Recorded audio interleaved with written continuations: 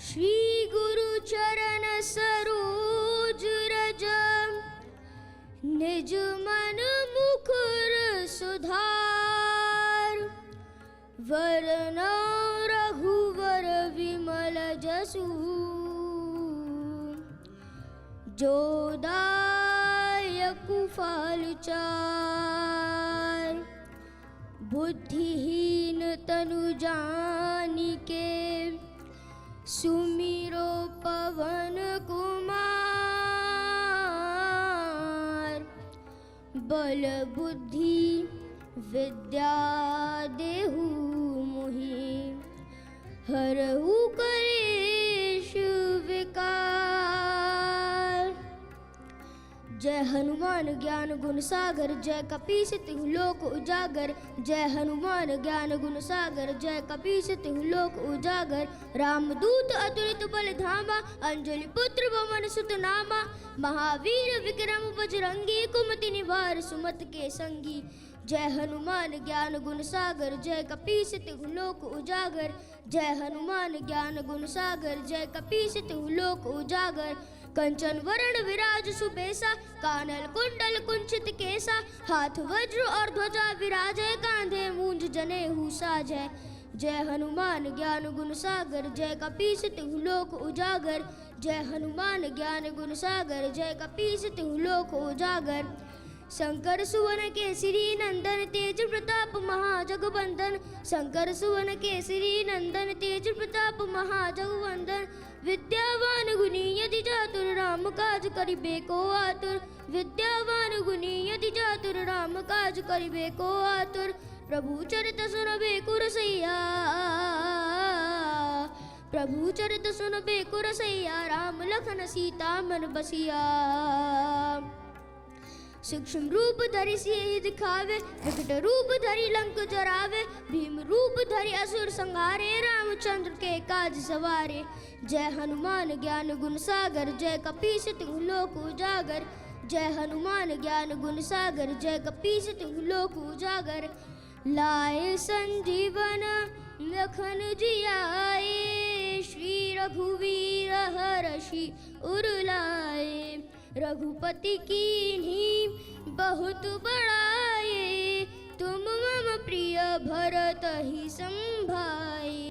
सहस बदन तुम्हारो यश गावे अस कहि श्रीपति कंठ लगावे।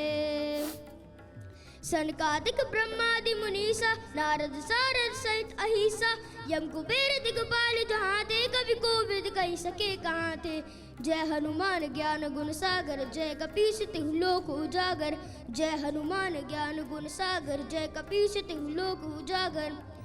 तुम उपकार सुग्रीवहि कीन्हा राम मिलाए राजपति दीन्हा। तुम उपकार सुग्रीवहि कीन्हा राम मिलाए राजपति दीन्हा। तुम्हारो मंत्र विभीषण माना लंकेश्वर भय सब जग जाना।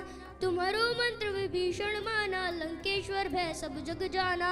युग सहस्त्र योजन पर भानु युग सहस्त्र योजन पर भानु। लील्यो ताहि मधुर फल जानू। राम प्रभु मुद्रिका मेली मुख माही। जल दिलांगी गए अचरज नाही। दुर्गम काज जगत के जेते सुगम अनुत्रह तुम्हारे तेते। जय हनुमान ज्ञान गुण सागर जय कपीस तिहु लोक उजागर। क्या बात है, क्या बात है। अब्दुल हनान 6 साल का ये बच्चा, आपने देखा किस तरह से हनुमान चालीसा पढ़ रहा है और ऐसा लग रहा है जैसे हमने कोई बड़ी सी स्क्रीन लगा रखी है और उस पर लिख रखा है, जबकि ऐसा है नहीं। पूरी तरह से कंठस्थ है हनुमान चालीसा। बेटा जाने से पहले ये बता दो सीखा कैसे?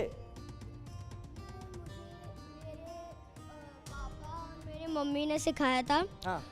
और मम्मा ने मुझे तब सिखाया जब मेरा दिल्ली में एक प्रोग्राम था। हाँ। तो मम्मा उसकी तैयारी करा रहे थे तो मम्मा ने मुझे सिखाया और पापा ने मुझसे सुना कि ये सही से लर्न हुआ आपको या नहीं। क्या बात है, क्या बात है, क्या बात है। अब्दुल तुम यहाँ माइक रख दो और आप जाके बैठो, मैं आपको दोबारा बुलाऊंगा। तो ये देखिए, ये है हिंदुस्तान। अब्दुल हनान ने कितना बढ़िया हनुमान चालीसा सुनाया और वो भी पूरा गाकर।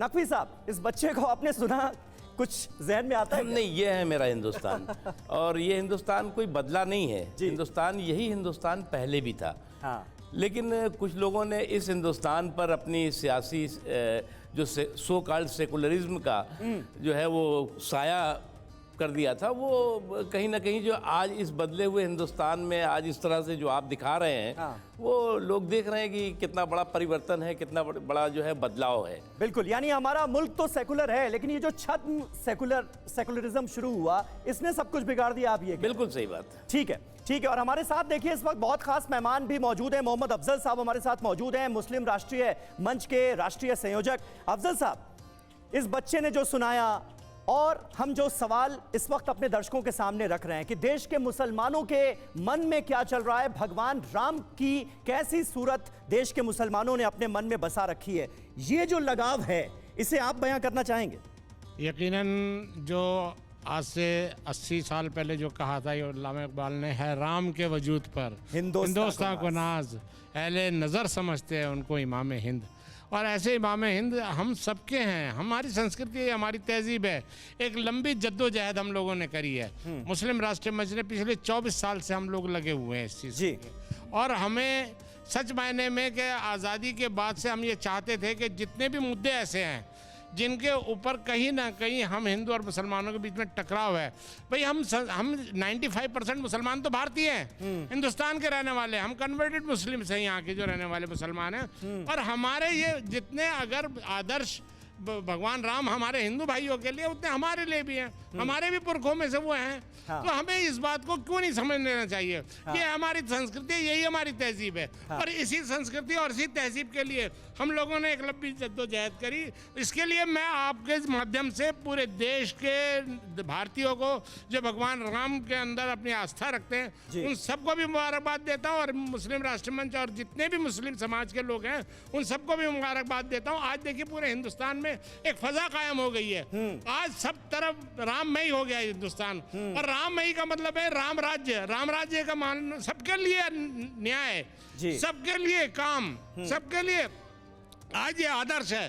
जो सरकार आज हमारे देश में, वो यही चाहती थी कि राम राज्य जो है, जिस तरह से वाकई में जिस राम राज्य को हमने किताबों में पढ़ा, रामायण में पढ़ा, और जिस राम को हम, भगवान राम को हम जानते हैं, उस भगवान राम के लिए हम लोगों के पास क्यों नहीं है? तो आज उन लोगों के लिए मैं उनको भी मैसेज देना चाहता हूँ, जिन लोगों ने जो है कहीं ना कहीं मुखालफत कर रही थी, उनको याद रखना चाहिए आज तक जिस तरह का माहौल रखा है, अब वो जमाना खत्म हो गया, जमाना खत्म हो गया, खराब माहौल का जमाना खत्म हो गया। सबके राम और सबके लिए न्याय, इस कॉन्सेप्ट पर हम आगे बढ़े हैं। शालिनी अली हमारे साथ मौजूद हैं। शालिनी जी, लेकिन कुछ लोगों को तो इस बात से दिक्कत होती है कि भाई भगवान राम को हमारा पूर्वज क्यों कहा जा रहा है? हम तो मुसलमान हैं, हमारी इबादत गाहें अलग हैं, हमारे इबादत का जरिया अलग है। उनको क्या कहना चाहिए? देखिए, पूर्वज तो एक ही हैं, डीएनए हम सभी का एक है। मुसलमान भारत का था, है और हमेशा रहेगा।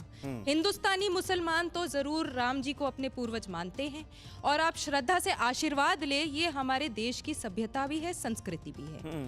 मैं 2 लाइन बोलूंगी। हम क्या ढूंढते हैं? अगर हम किसी भी ऐसे व्यक्ति के प्रतीक अपना श्रद्धा दिखाते हैं तो हम क्या देखते हैं?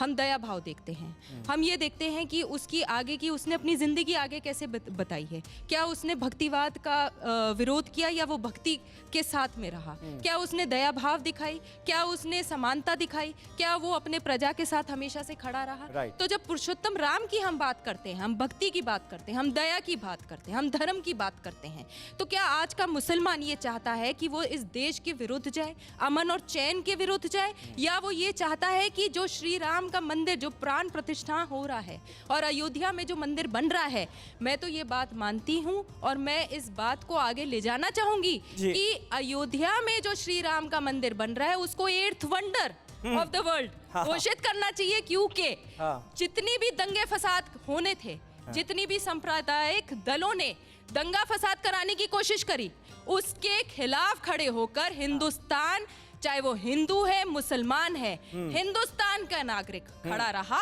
अयोध्या में मंदिर बनना शुरू हुआ, प्राण प्रतिष्ठान हो रहे हैं, मुसलमान वहां जाना चाहते हैं, जा रहे हैं, दिया जलाएंगे, जो अक्षत है उसके चावल को अपने घर में खीर का रूप देंगे और एक नया प्रदान दे रहे हैं जो कि ग्लोबलाइजेशन का एक प्रतीक है। जो मोदी जी ने बोला है उसको आज का नागरिक आगे ले यानी जाना। कुल मिलाकर विकास की ये जो धारा बह रही है इसमें मुसलमान पूरी तरह से साथ हैं और इस उत्सव में मुसलमान साथ हैं। मुझे लगता है ये बहुत ही खूबसूरत बात है, तालियां होनी चाहिए इस पर जिन बातों का जिक्र किया गया है। और क्योंकि मुख्तार अब्बास नकवी साहब यहां पर हमारे साथ मौजूद हैं, नकवी साहब आपका तो इतना क्लोज एसोसिएशन है प्रधानमंत्री नरेंद्र मोदी से, अब 22 जनवरी के इस मौके को भी सेलिब्रेट करने के लिए पीएम मोदी ने कहा है देशवासियों से, और उसमें हिंदू मुसलमान नहीं देखा जा रहा है, हिंदू मुसलमान से अपील नहीं की जा रही है, इस देश के सभी लोगों से अपील की जा रही है कि वो 22 जनवरी को श्री राम ज्योति अपने घर में जलाएं। इस मुहिम को आप कैसे देखते हैं? देखिए, क्या सबको जोड़कर सबको साथ लेकर चलने का एक मैसेज भी है? बिल्कुल समीर भाई, यहाँ के समाज के सभी वर्गों में 145 करोड़ हिंदुस्तानियों में भगवान राम के को लेकर के कहीं किसी तरह का कोई ना कन्फ्यूज़न है ना कंट्राडिक्शन जी। है, बल्कि कमिटमेंट है। एक चीज़ मुझे अच्छी तरह याद है, मैं तो लोकनायक जयप्रकाश नारायण जी के आंदोलन से निकला जब 1986 में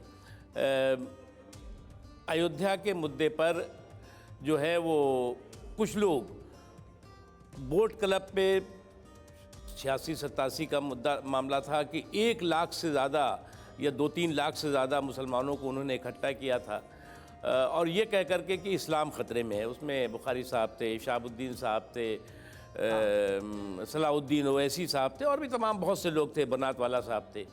तो हमारे जैसे बहुत से मुस्लिम नौजवानों को ये लगा था कि जो लोग ये काम कर रहे हैं वो इस देश को टुकड़े टुकड़े करने के षड्यंत्र और साजिशों की मानसिकता से भरे हुए हैं। फिर हम ही लोगों में से कुछ लोग अयोध्या गए। अयोध्या में वहाँ के मुसलमानों से मिले। वहाँ पर लगभग 4000 कागज़ पे मुसलमानों की आबादी है अयोध्या में। उन 4000 में 2000 लोग रहते हैं। वहाँ पर 8 मस्जिदें हैं जो तमाम मंदिरों के बीच में हैं। 2 जो हैं वो दरगाहें हैं जो कि अयोध्या के अंदर है, अयोध्या में जो बहुत कम मुस्लिम आबादी है जी। और उन सब की सुरक्षा वहाँ के वहाँ अयोध्या के जो साधु संतों और जो मठ और मंदिर थे वो कर रहे थे। वही वीरान पड़ी हुई थी। 1-2 मस्जिद में जो वहाँ पे लोग रह रहे थे, नमाज पढ़ने ज़रूर जाते थे, लेकिन किसी ने भी वहाँ पर उस जगह की मांग नहीं की। सब ने कहा कि ये मस्जिदें हैं, इनकी सुरक्षा हम कर रहे हैं। हम जो है वहाँ का हिंदू कह रहा है हम कोई मंदिर नहीं मांग रहे हैं, हम तो श्री राम जन्मभूमि पर जो बाबर ने क्रिमिनल क्रूर करतूत की है उसको हम जो है वो वहाँ पर उस कलंक को मिटाना चाहते हैं और जो है वहाँ पर राम मंदिर का निर्माण चाहते हैं। ये एक छोटा सा विषय था जिसको लेकर के बहुत बड़ा आंदोलन हुआ, बहुत से ज़्यादा जो है वो कुर्बानियाँ लोगों ने दी और दूसरी तरफ से जो है वो एक बाबरी मस्जिद एक्शन कमेटी बना दी गई। पूरे देश में जो है वो सांप्रदायिक उन्माद पैदा किया गया। लेकिन हमें इस बात की खुशी है कि हिंदुस्तान का जो मुसलमान है वो इस तरह के बहकाने में, इस तरह के भरमाने में, इस तरह के भरम और भय के माहौल में बिल्कुल नहीं फंसा।